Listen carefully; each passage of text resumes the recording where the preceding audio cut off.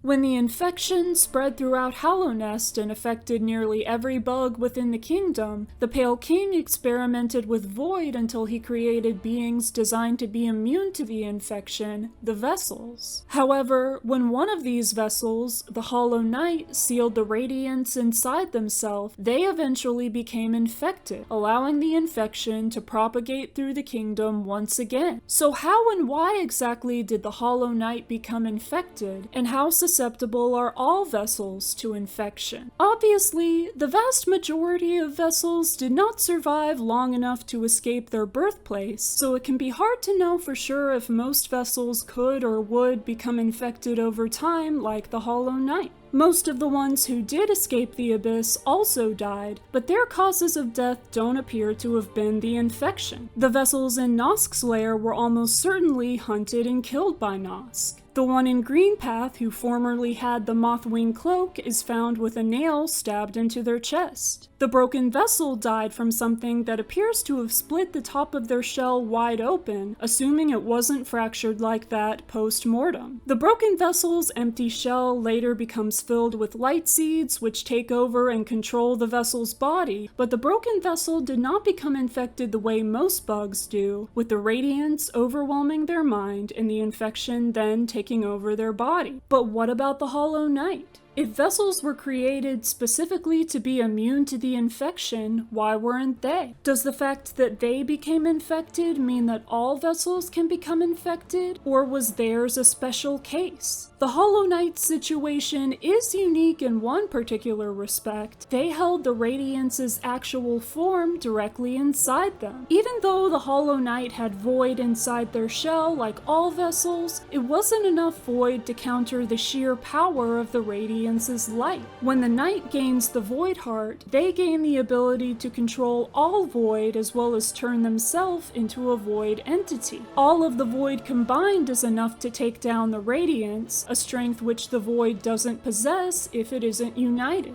It's possible that whether or not a vessel who sealed the Radiance would eventually be taken over by her depends on the vessel themselves. The White Lady says that the Hollow Knight was tarnished by an idea instilled, but believes that the Knight doesn't share this trait with their sibling. The cutscene at the end of The Path of Pain reveals that the Hollow Knight unintentionally formed a bond with their father, an experience that the Knight didn't have, but the Knight can potentially form many comparable connections with other characters they meet, depending on the player's choices. Team Cherry says that all the game's endings are equally canon, but we don't get to observe what happens after the cutscenes that play at each one, so we may never know if the Knight could have permanently contained the Radiance and the Hollow Knight and Sealed Siblings endings in a way that their predecessor couldn't have. My speculation is that vessels likely can't become infected the way that most bugs do, and the Hollow Knight only became infected due to the specific circumstances of not remaining hollow and holding the Radiance herself inside them. A vessel's inner void is only one part of the whole void, just like the infection normally comes from the Radiance simply projecting herself into a bug's mind rather than actually being inside them. Part of the void can't handle the Radiance's fully concentrated power, but the unified void can. What do you think? Do you believe vessels have some level of natural immunity to the infection like the Pale King intended? Let me know in the comments. Thank you for watching this video. I can't wait to theorize about all the lore we're going to get from Silksong, so be sure to subscribe so you don't miss any of it from this channel. I hope you have a great day, and I'll see you next time.